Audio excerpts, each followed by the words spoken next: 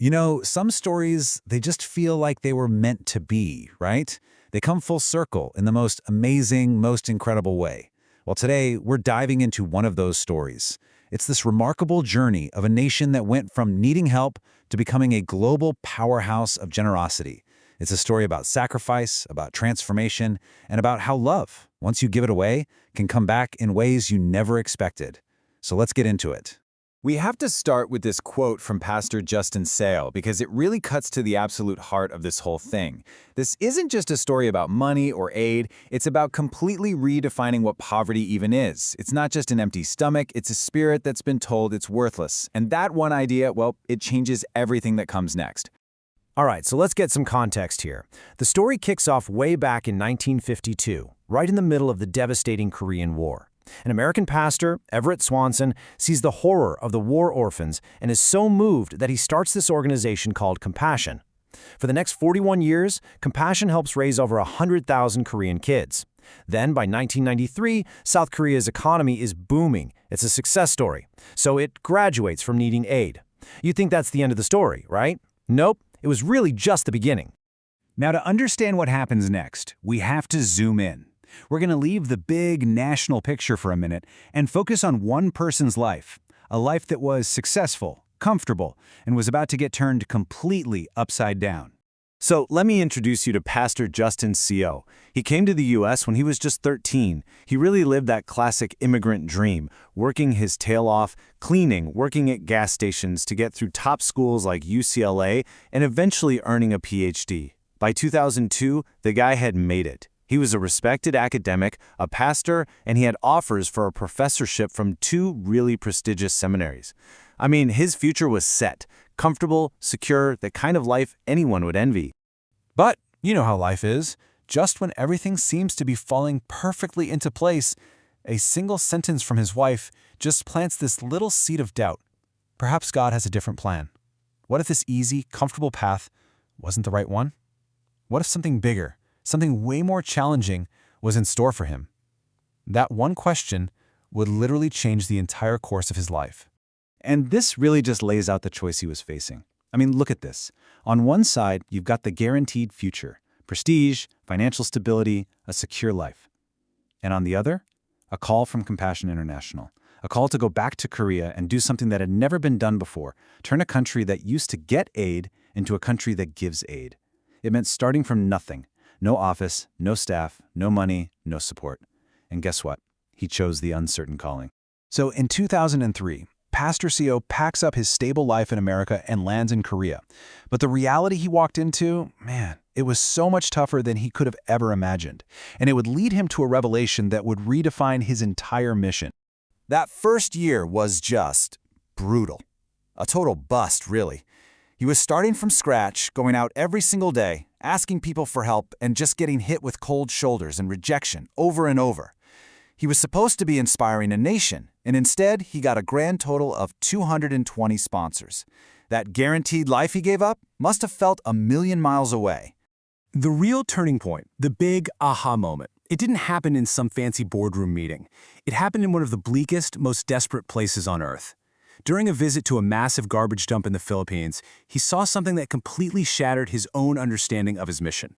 He was trying to take some photos of the conditions, and he saw these little kids just digging through trash for a scrap of food. And when he focused his camera on one little boy, the kid just lowered his head in shame. In that moment, Pastor Sale felt like he could hear the child's thoughts as clear as day. I know what I am, I know I'm worthless, but please don't look at me like I am. And that was it. That was the revelation. He finally understood.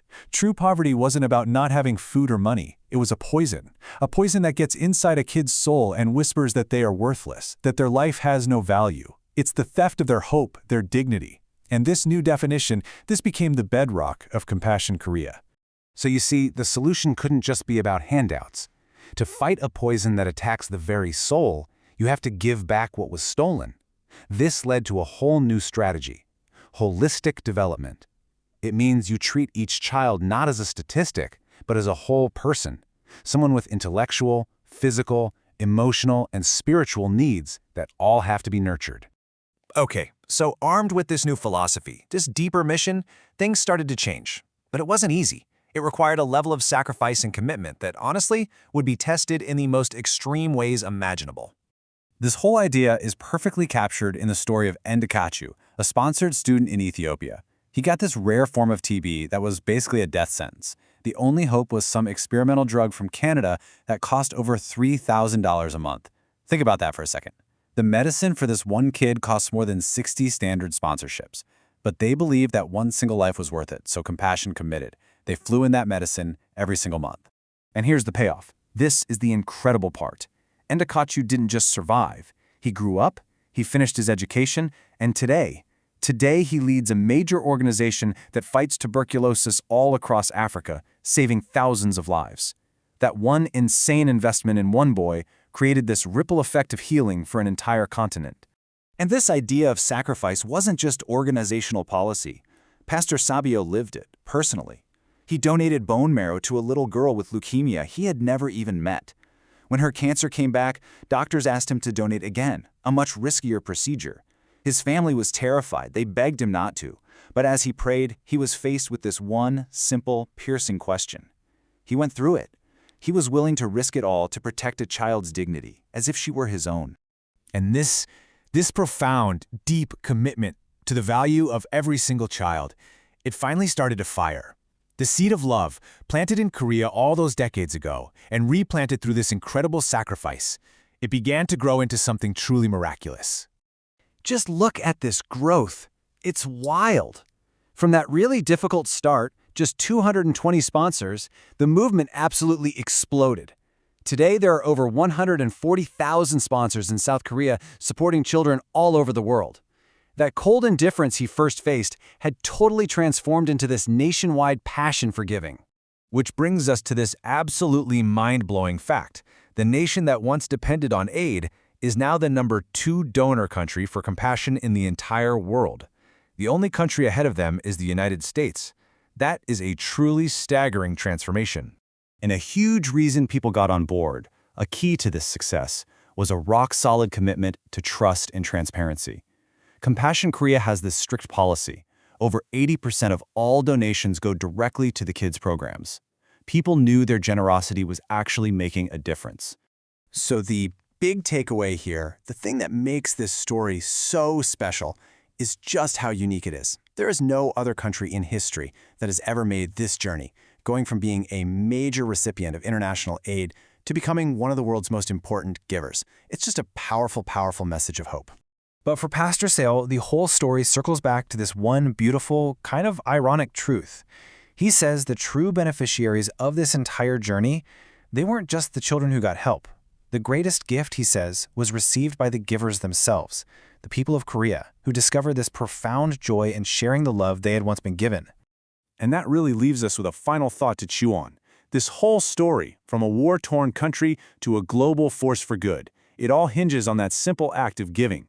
It really makes you wonder, when we give love away with no strings attached, who is it that really ends up receiving the miracle?